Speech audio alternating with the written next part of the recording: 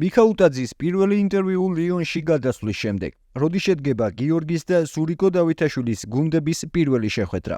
დაპირისპირება თბილისის დინამოს და კლუბის ხელმძღვანელობას შორის. სად გააგრძელებს კარიერას ბუდუ ზივზივაძე. ლობჟანიძის ახალი ტატუ და აღნიშვნა ქართველებისთვის და რომელ ადგილზეა საქართველო FIFA-ს ახალ რეიტინგში. ამ და სხვა საინტერესო ინფორმაციებისთვის უყურეთ ვიდეოს ბოლომდე. დავიწყოთ შესანიშნავი ამბით.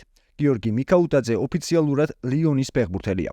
ქართველმა სამედიცინო შემოწმების გავლის შემდეგ ლიონთან კონტრაქტი 2028 წლამდე გააფორმა.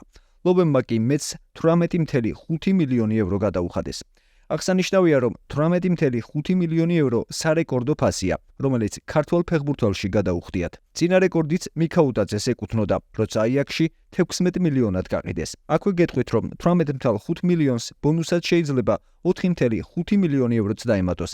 გარდა ამისა, მეც მომდევნო ტრანსფერიდან 15%-იც ერგება. საინტერესოა, რომ მონაკო მეცთან 20 მილიონსა და ბონუსზე იყო შეთანხმებული, მაგრამ მიხაუტაძემ მშობლიურ ლიონში დაბრუნება არჩია. სწორედ ლიონში დაიწყო ლიონში დაბადებული ქართველის საფეხბურთო თავგადასავალი. თუმცა 15 წლის ასაკში მას კლუბის დატოვება და მეცში გადასვლა მოუწია. ახლა კი 23 წლის ქართველმა ფორვარდმა ოცნება აისრულა და თავის საყვარელ კლუბში ლიონში ითამაშებს. ქართველმა ფორვარდმა ლიონის ტელევიზიასთან პირველი ინტერვიუს ჩაწერა. ამ საინტერესო ინტერვიუს მოსმენამდე არ დაგეზაროს. დაალაიქე ვიდეო და გამოიწერე არხი. ეს მე ძალიან მეხმარება და დიდ მოტივაციას მაძლევს. აქ ყველაფრის დასანგრევად მოვედი. მქონდა ოცნება და ეს იყო ლიონში თამაში. ეს ოცნება ასრულდა. ახლა მუშაობის დროა. 15 წლის ასაკში, რა თქმა უნდა, მინდოდა ლიონში თამაში გამეგრძელებინა, მაგრამ გზები გაიყო.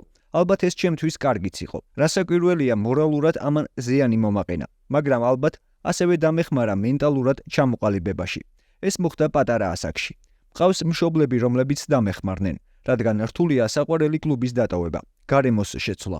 მქონდა სურვილი დავბრუნებულიყავი, თუმცა მხოლოდ კარგი მომენტები დავიმახსოვრე და წინ ასე მოვდიოდი. ეს სიამაყის მოტივია. არ მიყურებდნენ, მაგრამ არ დავნებდი. ვიბრძოლე და დავბრუნდი. ლიონიდან პატარა ბიჭი წავედი და კაცად დავბრუნდი. ველოდებოდი ლიონიდან ნიშანს და ეს ნიშანიც მოვიდა. ამიტომ ბედნიერი ვარ.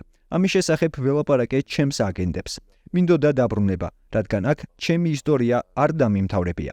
ლიონში დაბრუნება ნამდვილად მინდოდა, მაგრამ თუ მწვრთნელი არ გამესაუბრებოდა, შეიძლება ეს გადაწყვეტილება არ მიმეღო. მას სურს, რომ ლაკაზეტი მიხაუტაძის დუეტი ითამაშოს. შესაბამისად, ჩემს ტრანსფერზე თანახმა იყო და ბედნიერი ვარ. ახლა უნდა ვიმუშაოთ. ლაკაზეტთან ერთად თამაშს ველოდები. ცოტა ვილაპარაკეთ, როცა ერთმანეთის წინააღმდეგ ვითამაშეთ. ის გამოცდილი, კარგი თავდამსხმელია. ლიონის შემდეგ არსენალშიც იყო და დაბრუნდა. ვცდილობ მისგან მაგალითი ავიღო, რადგან მაღალ დონეზე ითამაშა. იმედი მაქვს, რომ კარგი დუეტი გვექნება. მის გვერდით თამაში ძალიან ლამაზი იქნება. მე, ის, ბენზემა, ჩვენ თავდამსხმელები ვართ, მაგრამ მხოლოდ გოლის გადანაზე არ ვფიქრობთ. გოლები გაგვაქვს, თუმცა სხვა საქმეებსაც ვაკეთებთ, ვიმარჯვებთ, საგოლე პასებს ვაკეთებთ. ეს არის ის, რითაც სხვა 9 ნომრებისგან განსხვავდებით. ვცდილობთ სივრცეები თანაგუნდელებსაც შევქმნათ. ჯერ სუსტად არ ვიცი, როდის განვაახლებ ვარჯიშს, თუმცა ნელ-ნელა დავიწყებ და ვნახოთ, როდის მექნება ოფიციალური დებიუტი. გიორგის 27 ივლისამდე შვებულება აქვს, გუნდს კი ამის შემდეგ შეუერთდება. ლიონი ლიგა 1-ის პირველ ტურში 18 აგვისტოს სტუმრად რენს დაუპირისპირდება. მანამდე ტესტ მატჩები აქვს დაგეგმილი, მათ შორის 31 ივლისს საბა საზონოვის ტორინოსთან, ხოლო 11 აგვისტოს ლონდონის არსენალთან. აქვე, ვინც არ იცით, გეტყვით, რომ ლიონი საფრანგეთში დიდი კლუბია. ის 2002-2008 წლებში სედიზეთ 7 ჯერ გახდა საფრანგეთის ჩემპიონი.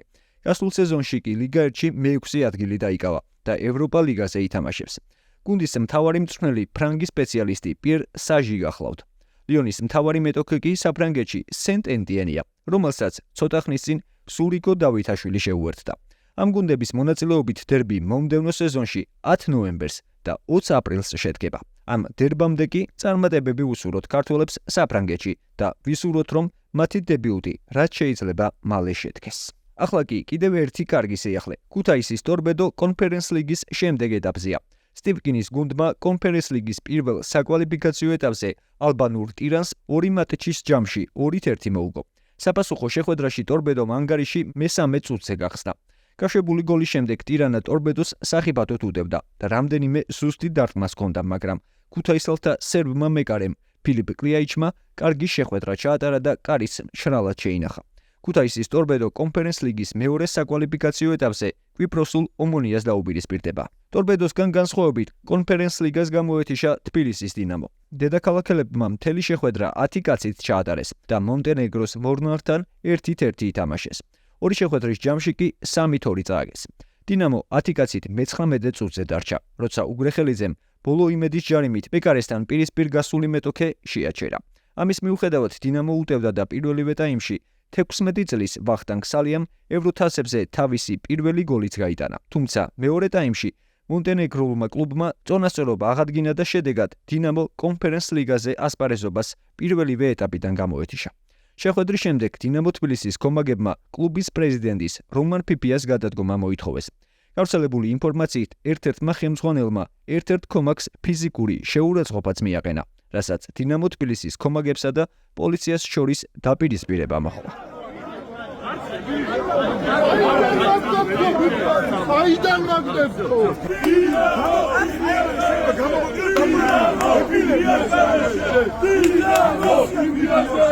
ახლა კი რაც შეეხება ჩემპიონთა ლიგას, აქ სამწუხაროდ ბოლო 4 წლის ტრადიცია გაგრძელდა და მეხუთედ ქართულმა კლუბმა ჩემპიონთა ლიგის საკვალიფიკაციო ეტაპზე ასპარეზობა პირველივე ტურში დაამთავრა. საქართველოს ჩემპიონმა დინამო ბათუმმა მეტოქე რაზგრადის ლუდოგორეცი შინ 1-0 დაამარცხა, მაგრამ ორი შეხვედრის ჯამში 3-2 დამარცხდა. აღსანიშნავია, რომ ბათუმელებმა მეორე გოლიც გაიტანეს, მაგრამ საჯმა საკამათო გადაწყვეტილება მიიღო და გოლი არ ჩათვალა. საბოლოოდ დინამო ბათუმმა ჩემპიონთა ლიგიდან კონფერენს ლიგაზე გადაინაცვლა, სადაც მეორე საკვალიფიკაციო ეტაპზე მეტოქედ მონტენეგროს დეჭიჩი ეყოლება. ანდრეი დემჩენკოს გუნდი მონტენეგროელებს 25 ივლისს შინ დაუპირისპირდება 1 აგვისტოს კი სტუმრად. კონფერენს ლიგის საკვალიფიკაციო ეტაპში მეორე რაუნდიდან ჩაერთვება იბერიაც. თბილისური კლუბის მეტოქე ტირანას პარტიზანი იქნება. პირველი შეხვედრა მიხეილ მესხის სახელობის არენაზე 25 ივლისს გაიმართება. აქვე მოკლედ გეტყვით, რომ ქართველი ფეხბურთელების გუნდებმა ჩემპიონთა ლიგის მეორე საკვალიფიკაციო ეტაპის საგზურები მოიპოვეს. ლაშა უდიშარიას და ლუკას სილაგაძის RFS-მა ჩრდილოეთ ირლანდიის ლარნეს მეორე შეხვედრაც მოუგო. ორი შეხვედრის ჯამში კი 7-0 გაიმარჯვა და შემდეგ ეტაპზე გავიდა. ისევე როგორც გურამ კაშიას სლოვანი, ქართველის გუნდმა შტრუგას მეორე შეხვედრაც მოუგო და ორი შეხვედრის ჯამში 6-3 გაიმარჯვა. აღსანიშნავია, რომ ევროპის ჩემპიონატის შემდეგ დასვენების გარეშე გურამ კაშიამ ზედიზედ მეორედ 90 წუთი ითამაშა. ახლა კი კიდევ ერთი კარგი ამბავი. ევროპის ჩემპიონატის და კოპა ამერიკის დამთავრების შემდეგ FIFA-მ სანაკრებო რეიტინგი განაახლა და საქართველოს ეროვნული ნაკრები 4 საფეხურით დაწინაურდა. ამჟამად საქართველო 70-ე ადგილზეა. შეგახსენებთ, რომ საქართველოს ნაკრებს ამაზე უკეთესი რეიტინგი ბოლოს 2013 წლის მარტში ჰქონდა, როდესაც 79 ადგილზე იყო. იმედია, რომ ჩვენი ბიჭები ამ შედეგს მალე გააუმჯობესებენ. მით უფრო, რომ ახლა მსოფლიოს ერთ-ერთი ყველაზე ძვირად ღირებული მეკარე გვყავს. ტრანსფერმარკეტის მონაცემებით 23 წლის გიორგი მამარდაშვილის ღირებულება 45 მილიონია. აღსანიშნავია, რომ ასეთივე ფასი აქვს მინიჭებული პორტუგალიელ დიეგო კოშტასაც. ყველაზე ძვირად ღირებულ ქართველ ფეხბურთელად კი ხვიჩა კვარაცხელი არჩება, რომლის სატრანსფერო ღირებულება 80 მილიონი ევროა. გიორგი მიქაუტაძის ფასი კი 5 მილიონით გაიზარდა და ახლა 20 მილიონი ევროა. რაც შეეხება ჩვენი ნაკრების სხვა ფეხბურთელებს, კალსრუეს თავდამსხმელი ბუდუ ზივზივაძე გერმანიაში დაბრუნდა და როგორც გერმანულ მედიასთან განაცხადა, 90%-ით ამ ზაფხულს კლუბს არ შეიცვლის და კალსრუეში დარჩება.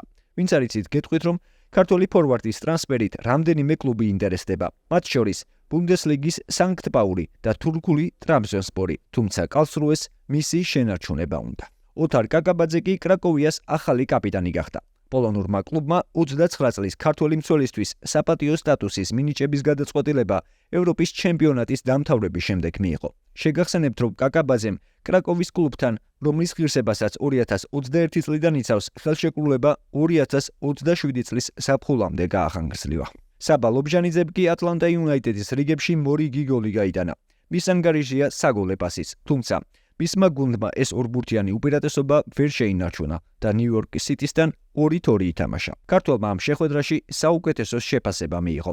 შეხვედრის დაწყებამდე კი საბამ გუნდის ჟურნალისტთან ევროპის ჩემპიონატზე, ახალ სტატუსზე და გოლის აღნიშვნაზე ისაუბრა. საოცარი გამოცდილება იყო. ევროპის ჩემპიონატიდან საოცარი მოგონებები დაგვრჩა. მშვენიერი და დიდებული ამბავი იყო საქართველოსთვის და ქართული ხალხისთვის. ამ ტატუზე ჩემი სამშობლო საქართველოა გამოსახული. Real Salt Lake-თან გულის აღნიშვნა ჩემი ხალხისთვის გავაკეთე, რომელიც საქართველოდანაა და ჩვენს ნაკრებს გომაგობდა. მათგან უდიდეს სიყვარულს ვიღებთ. სწორედ ამიტომ გავაკეთე ეს აღნიშვნა. შეგახსენებთ, რომ საბალობჟანიძეს ამ დროისთვის MLS-ში 6 გოლი და 4 საგოლე პასი აქვს. წარმატებები ვუსურვოთ მას და ჩვენს სხვა ქართველ ფეხბურთელებს. თქვენ კი თუ მოგეწონათ ვიდეო, დაალაიქეთ და გამოიწერეთ არხი, რომ არ გამოგჩეთ შემდგომი სიახლეები. და ეს არის კრისტალბეთ ეროვნული ლიგის თამაშებს და უგულშემატკივრე ქართულ ფეხბურთს.